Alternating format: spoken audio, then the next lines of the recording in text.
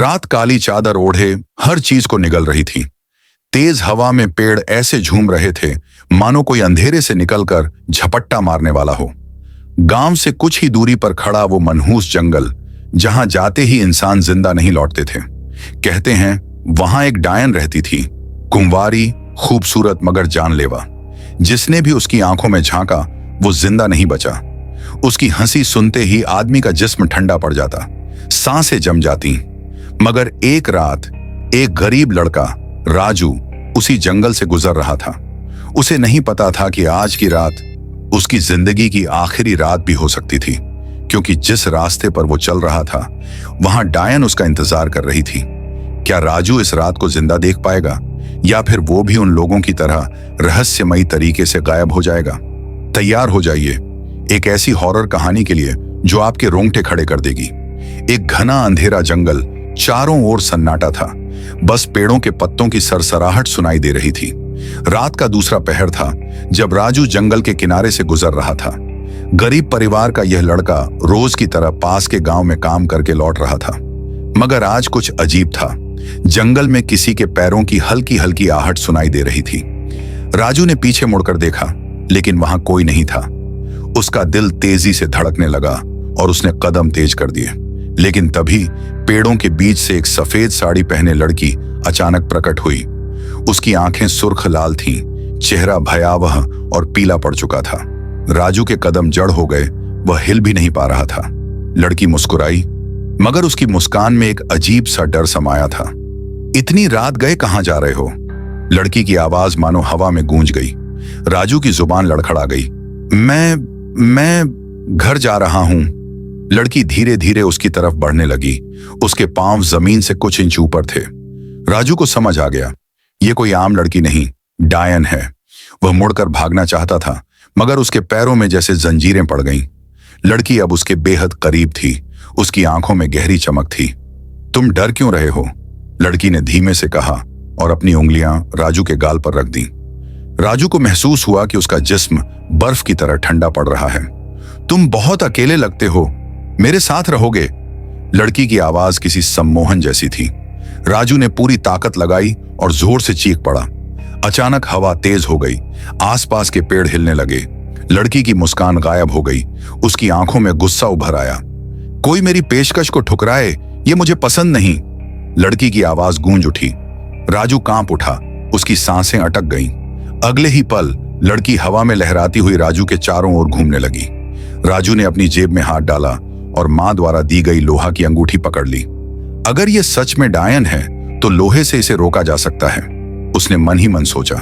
जैसे ही लड़की ने राजू का हाथ पकड़ने की कोशिश की, उसने झट से अंगूठी उसके चेहरे की तरफ कर दी। एक भयानक चीख जंगल में गूंज उठी। तुमने ये क्या किया? लड़की का चेहरा डरावना रूप लेने लगा और देखते ही देखते वह हवा में विलीन हो गई। राजू को समझ आ चुका था, यह कुंवारी डायन थी जो जवान लड़कों को अपना शिकार बनाती थी। वह जान बचाकर भागता हुआ घर पहुंचा, लेकिन उसकी मां का चेहरा पीला पड़ गया। बेटा, कहीं तुमने उस डायन को गुस्सा तो नहीं दिला दिया? मां की आंखों में डर था। राजू हांफते हुए बोला, मां, मैंने उसकी बात मानने से इनकार कर दिया और अंगूठी दिखा दी। मां का चेहरा और भी डरावना हो गया। बेटा, अब वो तुम्हें नहीं छोड़ेगी। मां, अब क्या होगा? उसकी आवाज कांप रही थी। मां ने दीपक जलाया और घर के कोने में रखे काले धागे को निकालकर राजू के हाथ में बांध दिया। बेटा, ये तंत्र मंत्र वाली डायन है, अब वह तुम्हें छोड़ेगी नहीं। मां की आंखों में डर साफ झलक रहा था। राजू के मन में एक अजीब सा बोझ बैठ गया। रात का तीसरा पहर था जब अचानक बाहर तेज आंधी चलने लगी। घर के दरवाजे खुद ब खुद जोर से धड़ाम से खुल गए। राजू और उसकी मां की धड़कनें तेज हो गईं। डायन आ चुकी थी। एक ठंडी हवा का झोंका आया और दिए की लौ कांप उठी। फिर एक जानी पहचानी हंसी पूरे घर में गूंज उठी। राजू! एक धीमी मगर खौफनाक आवाज आई। राजू ने डरते हुए दरवाजे की तरफ देखा। वहां कोई नहीं था, लेकिन जैसे ही उसने सिर घुमाया, वह सफेद साड़ी में लिपटी डायन उसकी मां के ठीक पीछे खड़ी थी। उसकी आंखें जलते अंगारों जैसी चमक रही थीं और होंठ एक भयावह मुस्कान में फैले हुए थे। तुमने मेरी बात नहीं मानी राजू, अब मैं तुम्हें अपने साथ ले जाऊंगी। राजू बुरी तरह घबरा गया, लेकिन उसकी मां तुरंत सामने आ गई। तू मेरे बेटे को नहीं ले जा सकती। मां ने कांपते हुए कहा और गंगा जल की बोतल निकाली। डायन जोर से हंस पड़ी।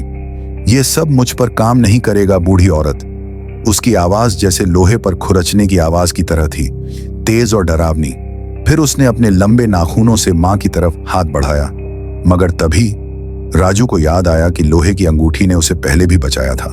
उसने झट से अंगूठी निकाली और डायन की तरफ उछाल दी। जैसे ही अंगूठी डायन के शरीर से टकराई, उसने एक भयानक चीख मारी। उसका शरीर तड़पने लगा, चेहरा झलने लगा और धीरे धीरे वह राख में बदलने लगी। नहीं, ये नहीं हो सकता, उसने जोर से चिल्लाया और देखते ही देखते हवा में गायब हो गई। आंधी अचानक रुक गई। घर का दरवाजा अपने आप बंद हो गया। राजू और उसकी मां के माथे पर पसीना था, लेकिन उनकी जान बच गई थी। पर तभी एक धीमी फुसफुसाहट हवा में गूंज उठी। मैं वापस आऊंगी। राजू और उसकी मां की आंखें डर से फैल गईं। क्या डायन सच में मर चुकी थी, या फिर वह फिर से लौटकर बदला लेने आएगी? क्या आप डायन की वापसी की कहानी जानना चाहेंगे?